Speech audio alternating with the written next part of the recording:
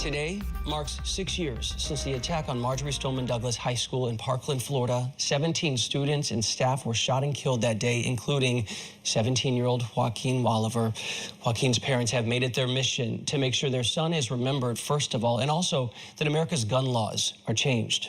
So today, Manuel and Patricia Oliver, his parents, are launching a campaign with others using artificial intelligence to recreate their son's voice and the voices of other young victims from Parkland to Uvalde, calling on lawmakers to take action on guns.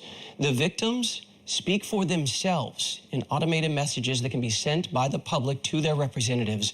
Take a listen. I'm Joaquin. I was murdered at school by a shooter with an AR-15 assault rifle.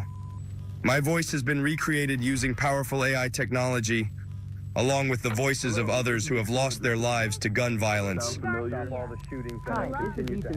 With our voices, we will call members of Congress confronting their inaction with the harrowing stories of how we were killed.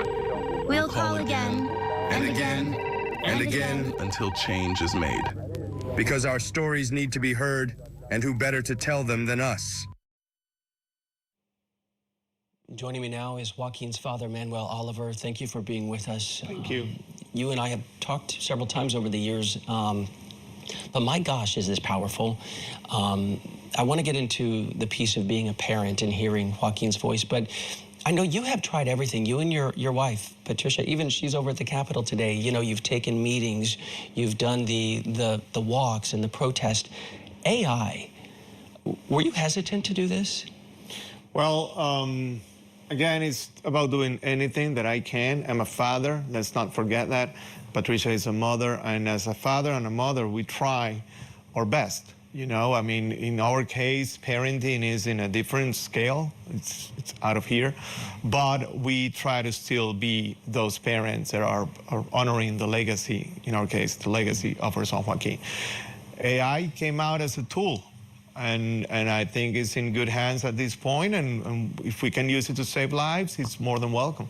Do you feel like it's going to be effective? You and I got the chance to talk for a second before we went on air, and you said the site crashed today after it went online at 10 a.m., right? And correct. Do you feel like this is going to be effective to hear from victims in their own voice? Because, you know, after these tragedies, the parents come out, the loved ones come out, the friends, and your heart swells. But to hear them speak for themselves, do you feel that's more effective? I do. I think it's more impactful. I think it's going to make people feel a little uncomfortable, and probably we need that to happen. But also, you know, we are okay with this. It's a tool for us. I met parents that they don't know what to do. There's no many options for us out there. It's either the normal way of activism or the, you know, go and knock the door and have the meeting and being ignored. This is different. And no one has tried it before. So we still don't know if it's going to work or not. It wasn't possible before. It wasn't possible before. But even though there's kind of an ethical line that we are willing to cross, because the only unethical thing here is that my son was shot 4 times inside his school. It's not even close. This, what we're doing today, is not even close to that level of suffering and being uncomfortable. Well, discomfort, I wanted to ask you about that, because even the language, there is a longer version that is strictly Joaquin speaking. And he says something along the lines of, I don't have the words at my fingertips, but you're hearing dead voices and they're calling you, and you're creating more dead voices every day by your inaction. So it's not just, you know, ethical questions. It almost seems that you want people to feel that discomfort. Is that intentional? It's part of it, absolutely. But also, the message, it starts by clarifying that this is AI technology, that is possible because of my parents. So we're not trying to fool anyone here.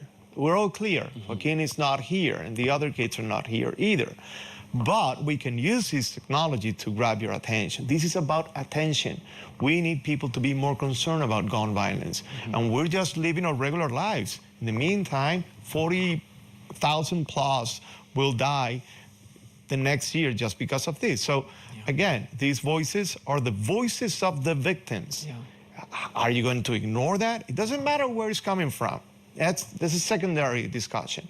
You are listening to Joaquin. And by the way, that's the voice of my son, Joaquin. I can tell you, the first time that I heard it, I was like, okay, Joaquin is telling me to do something. Let me share just a little bit more of the, it's called Shotline. I want to share, this is the voice of Uzi, who is a 10-year-old victim in Uvalde, Texas, real quick. Hi, this is Uzi Garcia. I love video games, telling jokes and making my friends laugh, and jumping on the trampoline with my family. I'm a 4th grader at Robb Elementary School in Uvalde, Texas. Or at least I was, when a man with an AR-15 came into my school and killed 18 of my classmates, 2 teachers, and me. I had not heard that before. I remember being in Uvalde. Yeah, that's tough. I'm sorry, but... Don't worry. What was it like to hear? You're making my point. You're making my point. I can only imagine. What was it like to hear your son's voice?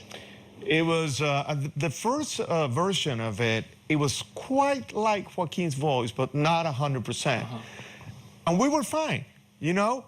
I mean, a lot of people never heard to his voice, so we're gonna still make our point, but not 100% happy. We had a second version, and guess what Patricia's reaction was? I wanna hear more. I want him to tell me more things. So it is shocking, but it's necessary. That's what I was wondering about. I wanted to finish on that. Well, there is an advocacy focus here. Is there any sort of comfort in at least a sliver of presence of your son in all of this? This is how I see this. I am not trying to bring my son back to life. My son is keeping me alive. His legacy is keeping me alive. Doing these things is what keeps us alive, me and Patricia. And this is not something that will stop today. This platform is made in a way that it will have more voices added, and that's a new thing to do. The new challenge, the goal is to have thousands of voices. Then probably things might change. If people want to learn more, it's Shotline. What's the website? Shotline.org. And then all the information, if you want to upload the voice of your loved one, we'll be happy to add it. I see. I know this is a really tough day, and this is a really big project. Manuel Oliver, thank you so much. Thank you very much. Thank you. We'll be right back.